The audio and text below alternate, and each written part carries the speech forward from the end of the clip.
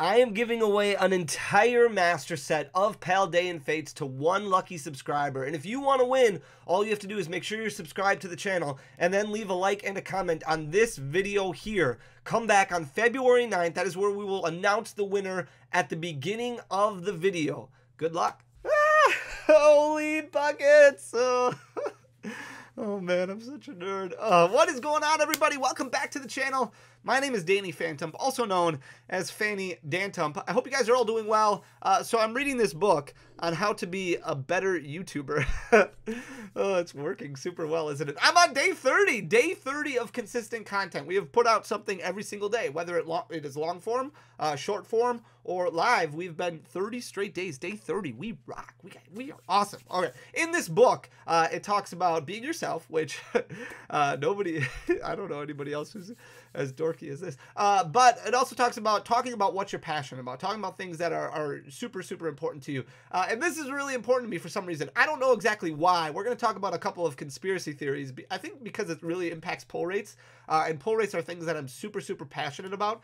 We talk about pull rates all the time, especially once a set releases, to give you a good understanding of how to spend your collection dollars. I think spending wisely in the hobby is super important because that's what's going to keep you around for the long haul. That's what's going to get you the most out of the hobby. That's what's going to help you enjoy the hobby as much as possible. So I'm really, really passionate about it. It's going to take me out of my comfort zone a little bit because usually I'm able to hide behind a slideshow a little bit and kind of go over numbers and things like that. And this is more just us talking. This is more just us talking. And I'm really looking forward to hearing your opinions, hearing your comments, hearing what you guys think. So let me know in the comment section down below what you think about these things that we're going to talk about. We're going to talk about double bangers, first of all, because I recorded a short yesterday about double bangers and how I personally think Pokemon is getting rid of them. And I know Paldean Fates, there's double bangers all over the place, but I don't think that's an accurate representation of Pokemon moving forward. I think the additional rarities, the baby shiny and the full art shiny, I think that's kind of like a mask over how things are changing with Pokemon. I don't think double bangers are going to be a thing in Temporal Forces.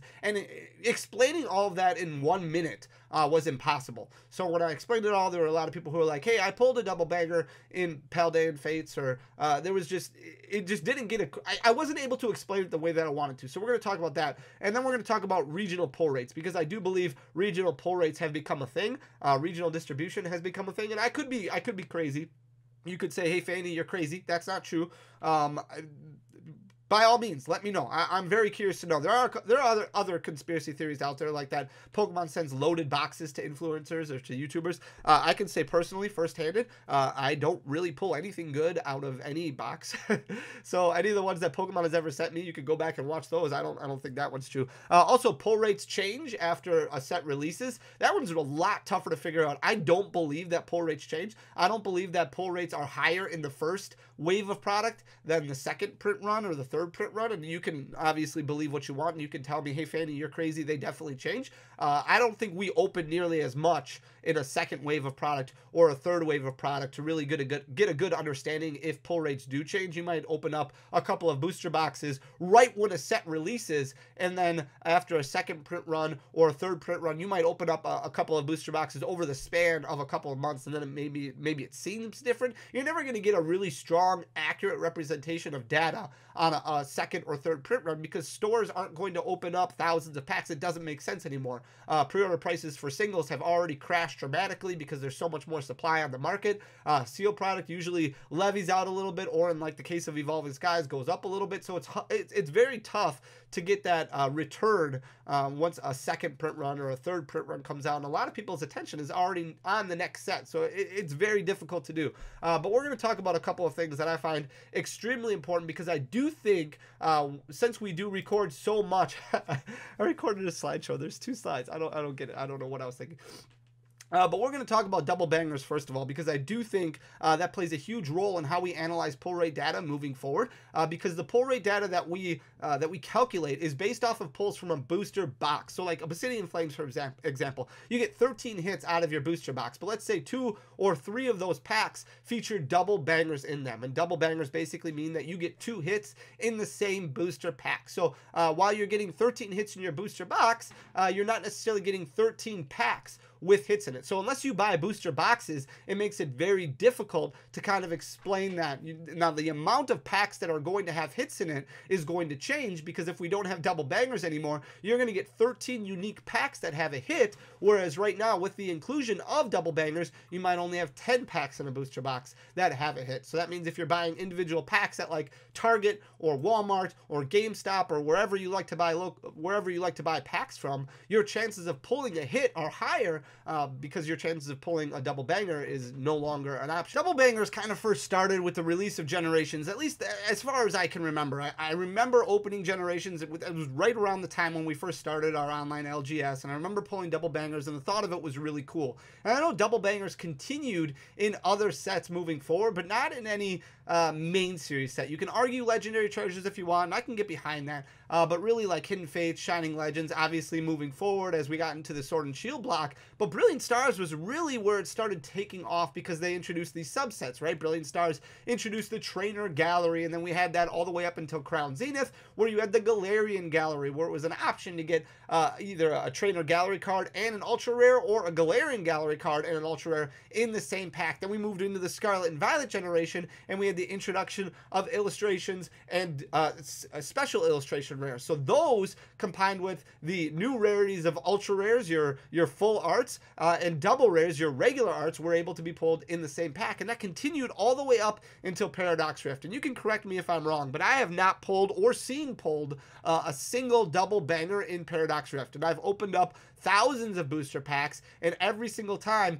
the best I've been able to do is one hit in a booster pack. And I know things change now with Paldean Fates, where it seems like we're getting double bangers, but I almost feel like there might be a mask that has formed around us, because we have the introduction of these new rarities, these new shinies, these baby shinies and full art shinies, which are exclusive to the release of Paldean Fates. So when we move forward with Temporal Forces, which is going to be the next set that comes out at the end of March, we're going to go back to the same rarity scale, the same rarity system that we had with Paradox Rift. We won't have the option of pulling a baby shiny or a full art shiny in Temporal Forces, and I think that's really important as we move forward and how you track your spending, because it means there's going to be more packs that have hits, but no packs that have double hits. And I could be wrong, and you can let me know. Again, this is just a conspiracy theory, and there's no way to prove this until Temporal Forces comes out, but that introduction of a new rarity changes everything, and I'm going to show you exactly what I mean. And the booster pack layout is extremely important, especially for Paldean Fate. So I've got 3 different booster packs here that you can pull in Paldean Fate. So the first one, every single pack is going to start out with 7 common and uncommon cards. That hasn't changed at all. So these could be trainers, these could be Pokemon, but you're going to get 7 common and uncommon cards. After that, you're going to get 2 cards that are in a reverse holo slot. So if you're not going to get any hits at all, these 2 are just going to be reverse holos. So we've got Mischief and Mime Jr., both reverse holos. After that, you get your holo rare in your pack. Remember, there's no regular art rares in Scarlet and Violet anymore. You get 3 holos per pack. 2 of them are reverse holos, and then the third is the holo rare right here. In this case, it's a Heat Rotom. Then you get your energy card, and you get your code card. So that's one pack that you are able to pull from Paldean Fates. The next pack that we're going to look at also starts out with 7 common and uncommon cards, and then also gets followed up with 2 reverse holos. So you get a Ghastly reverse holo and a Mime Jr. reverse holo. Your holo rare can also fluctuate into other rarities, but the only rarities that will be in this spot will either be an ultra rare, which is a full art. It can be a full art supporter or a full art Pokemon.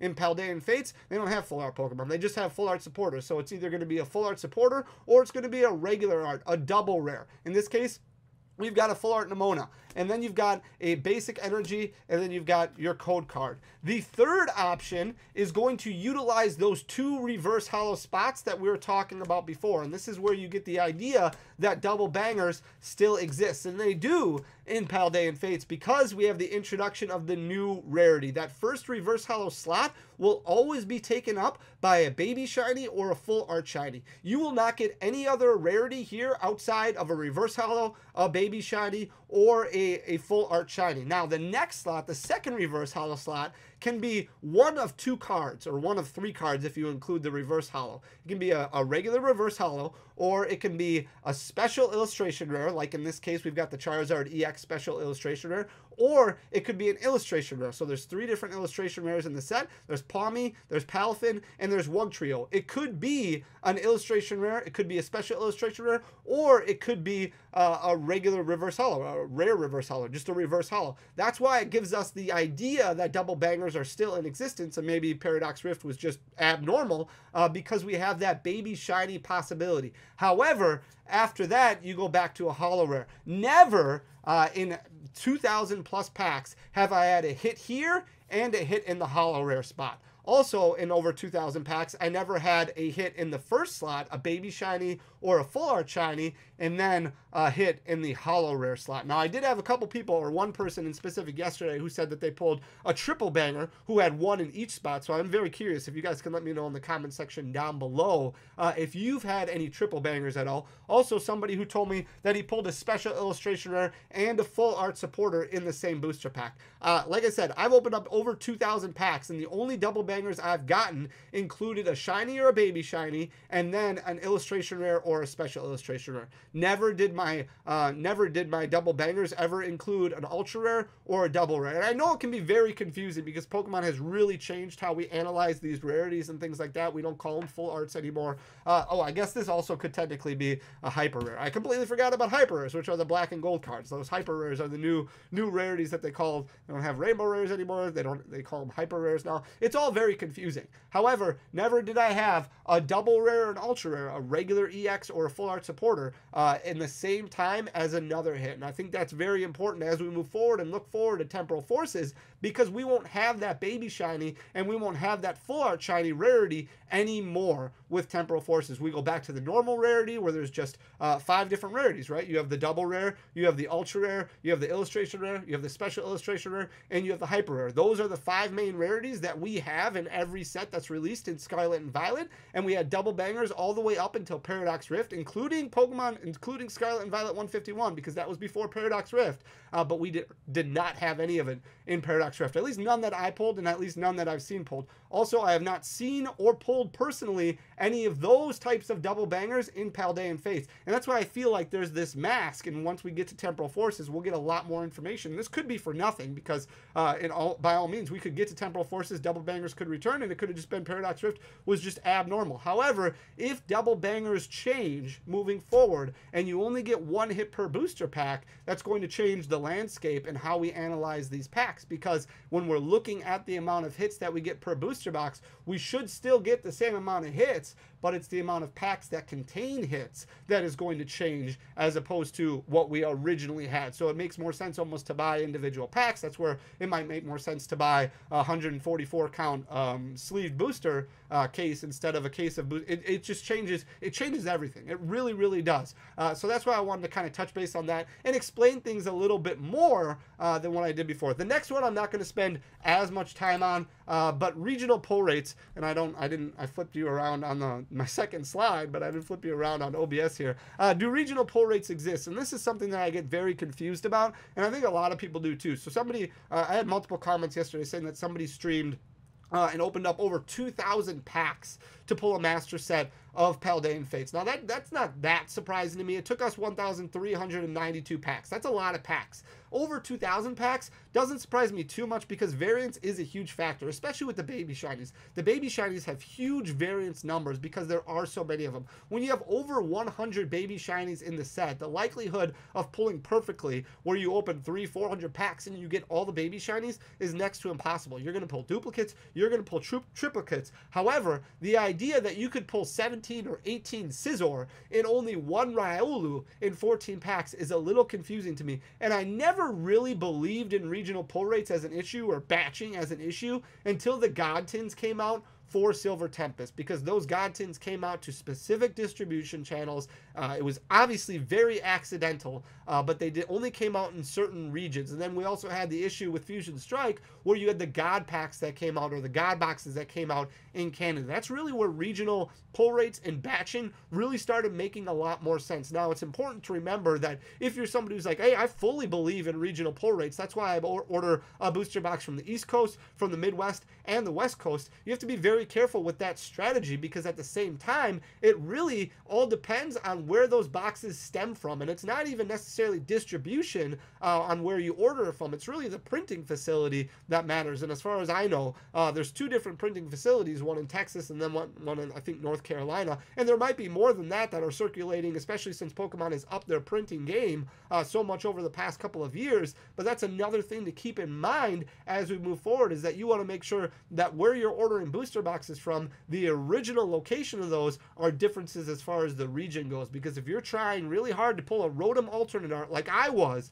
from Lost Origin, and it takes you over 3,000 packs, but you had absolutely no problem pulling the Giratina and you pulled 8 or 9 of those, that's where things start getting a little bit weird. And we've also had batching issues where a lot of times, even though Pokemon claims booster boxes aren't seeded, where you pull 2 or 3 of the same regular art EX or regular art V card in a booster box, technically that doesn't usually happen. That's why they kind of claim the fact that both booster boxes are not seeded, but it's very, very strange looking at the amount of rarities that you get and how those kind of align perfectly. It's very strange how you might get, like for example, Obsidian Flames. We pulled multiple boxes that had 2 or 3 Glamora EXs in them, which is very strange because there was other regular art EXs where the pull rates are supposed to stay similar with each rarity that we didn't pull. You know, we didn't pull any Charizard EXs. Like, we pulled very few Charizard EXs compared to Glamora EXs. So really where it originated and started is kind of a big deal. And that's why I believe regional pull, these are the 2 conspiracy theories. Really the double banger one is kind of one that I started. And I mean, I might just be blowing smoke for no reason. But I think regional pull rates are also a really big deal and something that need to be considered moving forward, and something that we need to be careful with. Because if you're getting God Tins of Silver Tempest, if you're getting God packs of Silver Tempest where every pack has a hit, that should not happen. It should never happen. If we're getting God boxes of something like Fusion Strike in Canada, that also should never happen, because if they're equally dispersed in the packaging plants, never should it be that these are separated to a point where every single pack of Silver Tempest has a hit in it, and then that all gets put in the same packaging. It shouldn't happen if they're not seeded. And that's why it's so different collecting Japanese cards, where you have a certain amount of guarantee in a booster box, where you know you're going to get a secret rare. Pokemon has claimed for years that English booster boxes does not have a guarantee at all. So if we're going to go that route, then never should we have an issue where there's God boxes of Fusion Strike or God packs of Silver Tempest. So that's why I kind of think that regional pull rates are a thing. Those are the 2 main conspiracy theories that I wanted to address and kind of talk about. And I'm sorry if I got overly passionate about it, because I do think it really impacts your money and how you spend your money moving forward. And I think it's important to kind of keep an eye on the hobby and make sure you're making the best decision when it comes to spending your collection dollars. I've rambled long enough. I'm sorry. I didn't mean for this to take 20 minutes. I really appreciate you guys checking out the channel. If you're new here, if you enjoy the content, please hit that subscribe button down below. Leave a like, leave a comment. Let me know what you think. You can call me Crazy Fanny. I'm totally for it. I totally get it. Love you guys. I'll talk to you again tomorrow. We'll be live tomorrow. Until then, peace.